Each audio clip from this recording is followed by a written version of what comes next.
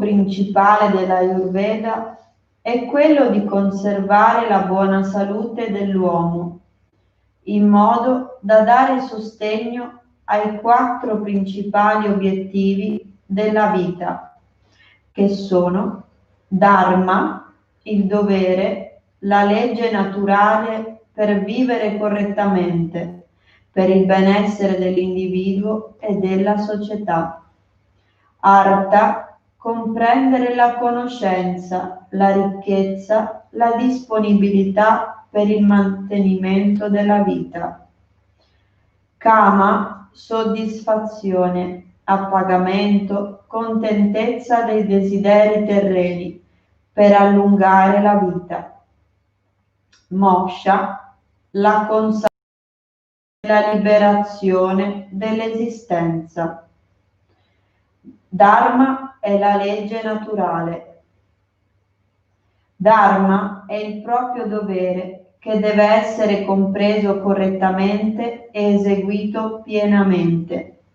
Come le leggi della fisica, il Dharma rappresenta le leggi fondamentali su cui bisogna basare ogni azione per avere il sostegno dell'universo.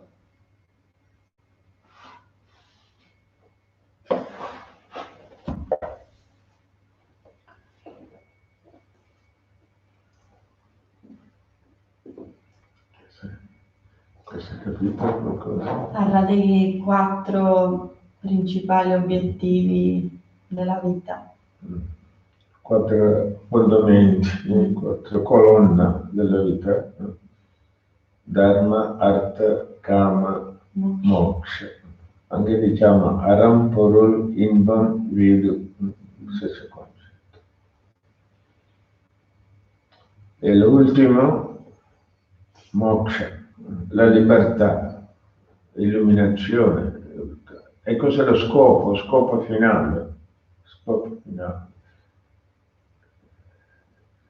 Nell'arco di giornata ogni giorno qualcosa la facciamo, così facciamo 100 anni, perché facciamo? Arrivare allo scopo finale. Quindi, detto, la vita, lunghezza della vita, la lunghezza della vita. Perché serve la lunghezza della vita? Sembra allenare, arrivare moksha, dello scopo finale. Quindi una capisce, non è così velocemente si può arrivare, deve fare un lungo percorso. E di fare un lungo percorso il corpo e la mente deve essere sano, pronto, allerta da allenare, da praticare la sadhana. Quindi un sadhana deve essere fatto è lungo, così necessario una vita anche lungo in questo metodo.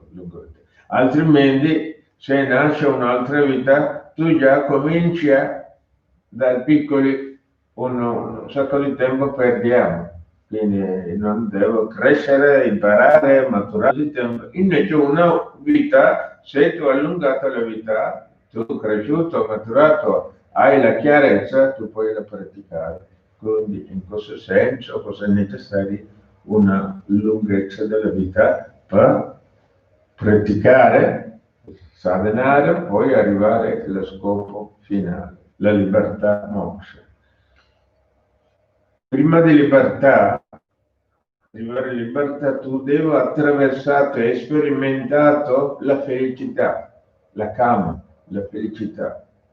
Il concetto qui è elevato, beato. Beato non deve arrivare, la moksha è il beato. E quindi prima di beato la felicità.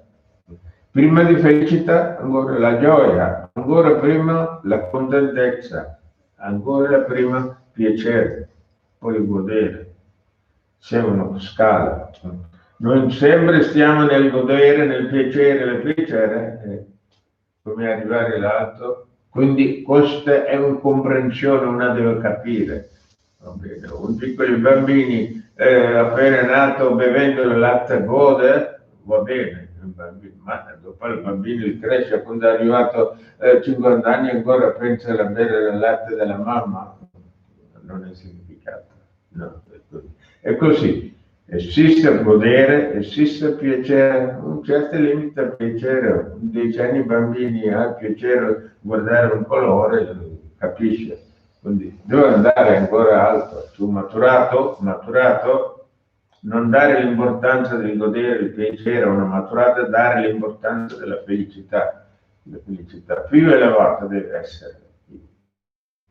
E quindi questa è una comprensione, devo capire questo, ed è questa arte, calma, la felicità. Non deve sempre attaccata da basso, sempre deve salire, deve arrivare.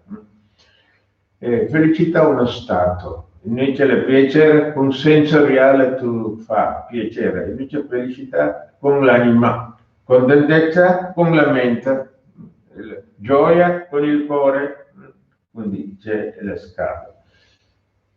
E all'arte la comprensione giusto, e qua noi facciamo tanto sbagli nel comprensione, malcomprensione è la causa di tutta l'ignoranza, l'illusione, tutte le sofferenze, tutte le cose, malcomprensione.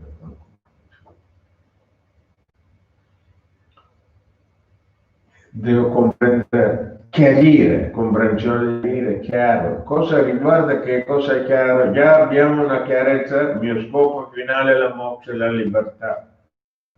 Arrivare in libertà, io devo arrivare alla felicità, non deve essere attaccato nel piacere. Ecco, deve capire. Quindi, e l'altra parte, dharma, e virtù, e doveri, e io devo seguire, io non dico scegliere, seguire, io devo seguire il nostro dharma, la sua virtù. Chiedere chi sono io, cosa facendo, perché facendo questo, come facendo questo, e dove deve arrivare, quindi un po' di domande devi chiedere. Se io faccio una cosa e faccio yoga, devo avere la chiarezza, perché faccio questo yoga? Come faccio yoga? Cosa chiarezza è necessaria? Se senza la cosa chiarezza facciamo cosa arte, il tempo passa, tu perdi il tempo, spreca il tempo, perché senza chiarezza tu facendo.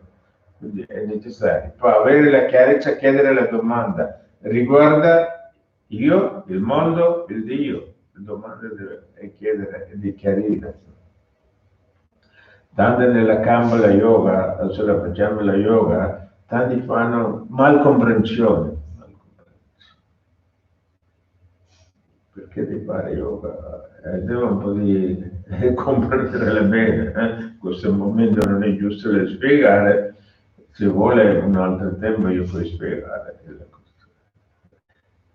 Quindi una buona comprensione, la chiarezza, sempre porta alla felicità. Invece se non c'è la chiarezza, la confusione, quindi la felicità è un po' di lontano. Felicità come soddisfazione, la contemplazione deve essere, è uno stato.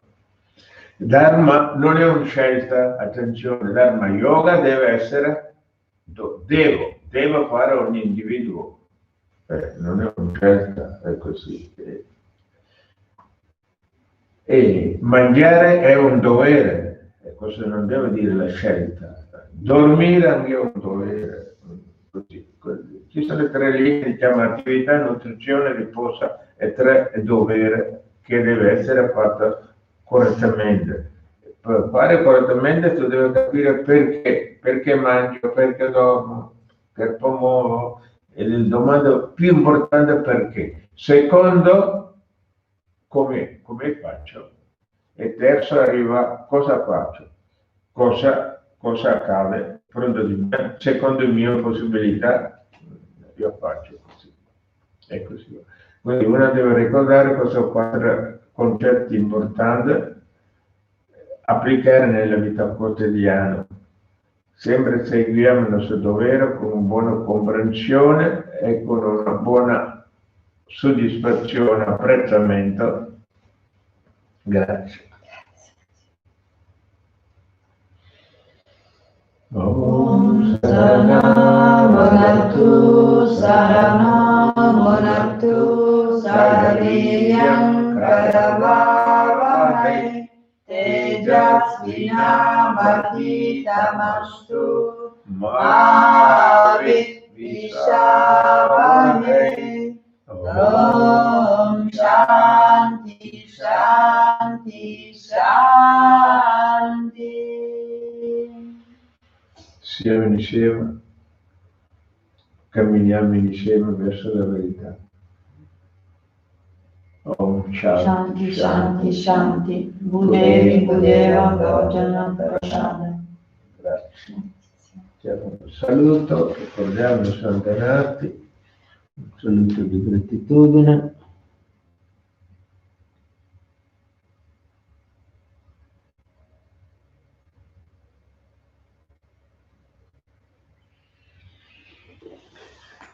Grazie a tutti, una buona giornata con una buona comprensione. Grazie.